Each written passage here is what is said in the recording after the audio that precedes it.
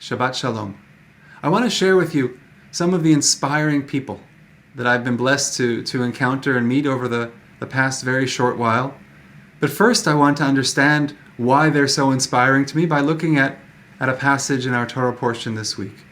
The Torah portion in describing the last of the plagues and describing the process of liberation, the process of freedom, the process of the children of Israel leaving Egypt. And we read of a unique relationship, a relationship we don't often explore or discuss, but the relationship between Pharaoh and God.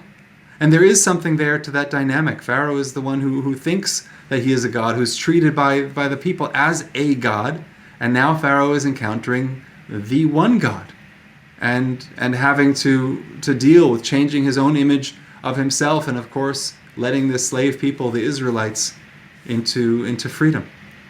And we read God's interaction not necessarily with Pharaoh's entire being, but uniquely Pharaoh's heart. That, as the very first verse of our Torah portion says, Ki ani ichbareti, that I have made, as the translation in our Chumash, I have made stubborn, or I have made, the Hebrew word kaved, I have made heavy Pharaoh's heart and the heart of his servants. And we're going to read later in the portion, as we've seen a number of times, Vayechazek Hashem et lev Paro, that God hardens Pharaoh's heart, that God makes sure that Pharaoh doesn't change his mind, that it should have taken only one plague to change Pharaoh's mind. That's enough. God is God, I acknowledge that. Maybe 2 plagues, maybe 3 plagues, but 10?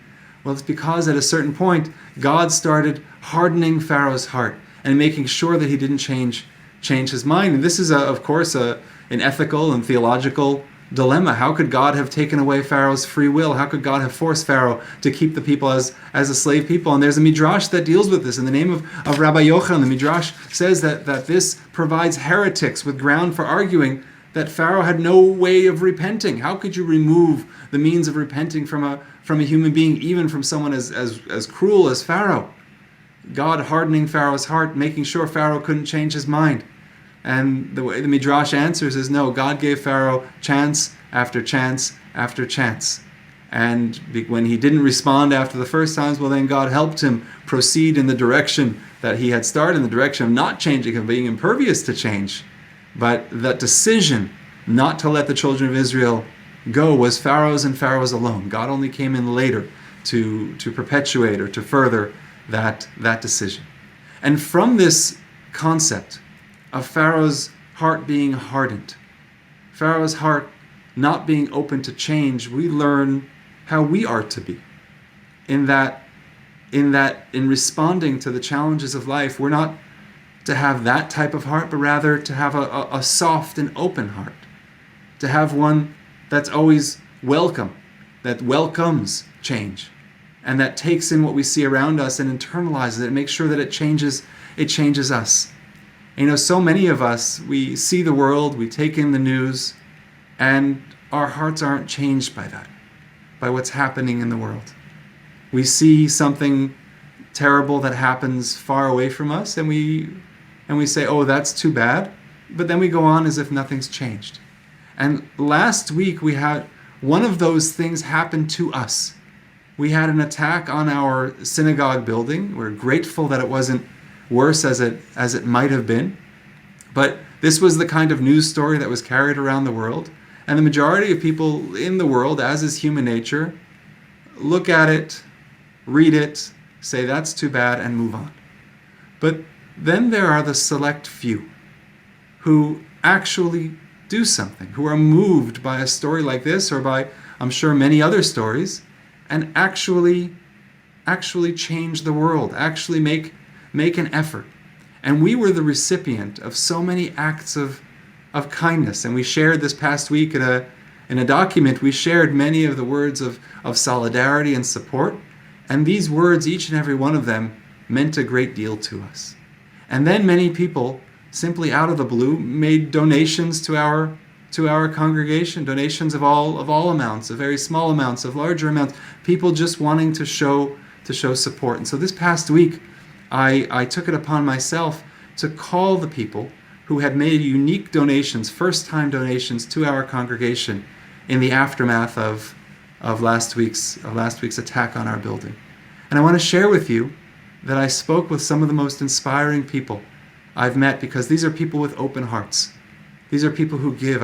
I spoke with a woman whose son was celebrating his 8th birthday on the day of that attack. And when they were discussing what had happened at Sha'ar in their home, this child who just turned 8 said, I want to help, I want to give. And so in honor of his birthday, they gave a donation to our congregation. What a foundation of mitzvah that child will have in his life. What an inspiring family.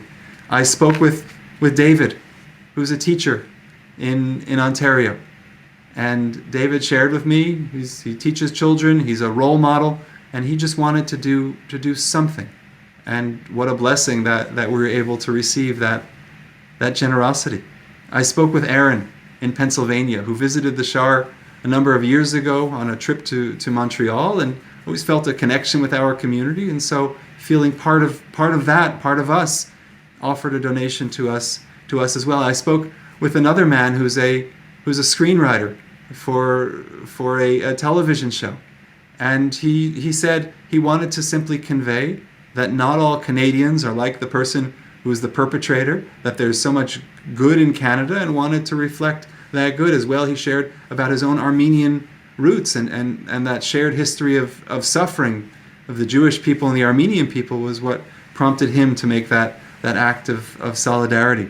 I spoke with a woman who works at a synagogue in the Midwest in the United States, and I thanked her for her gift, and we started speaking about her community, and I mentioned to her that I actually have a sister who lives in that community, and she said, "What's your sister's name?" And so I told her my sister's name, and she said, "Oh, I know your sister. I spoke with her just a short while ago," and she had no idea that we had that connection between her Midwest city and her Midwest Jewish community and the community to which she sent a donation to us, for which we're so grateful. And I spoke with a man named Muhammad, who reached out really in the hours after the event occurred last week. And he said, any costs that are incurred by the congregation, I want to pay them.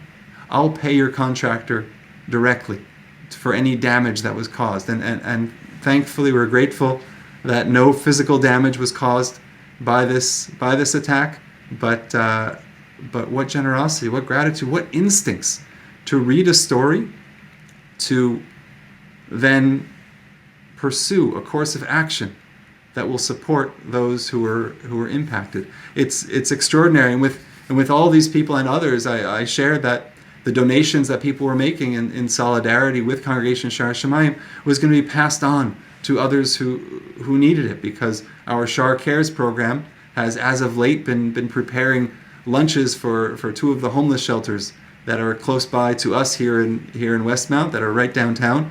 And we're able, because of these new donations, we're able to extend that program by a few weeks, and in these difficult winter months in particular impact the homeless community. What a blessing to be able to share these acts of kindness and generosity and share that forward. What is this all about? What is the inspiration? The inspiration is about not hardening one's heart when confronted with the constant bad news in our world, in our culture, and in our media. It's about having an open heart and being prepared to act on behalf of others, and to show that there is goodness and that there is love. God hardened Pharaoh's heart, and we too often have that same heart, the Pharaoh's heart, impervious to change, not prepared to be open, not prepared to help. But this week at least, most certainly, I'm inspired by those who had a different kind of heart, and those who reached out directly to us, and we in turn will make a commitment that we will always be there for others, because that's the kind of heart that one has to have in order to be a part of this community, in order to be a part of the tradition that rejects Pharaoh and embraces all that's good about our world. Wishing each and every one of you a Shabbat Shalom, a Shabbat of peace, a Shabbat of rest, and may the coming week and the future only bring us Besorot Tovot, only bring us good tidings for us, for our community, and for the entire world. Shabbat Shalom.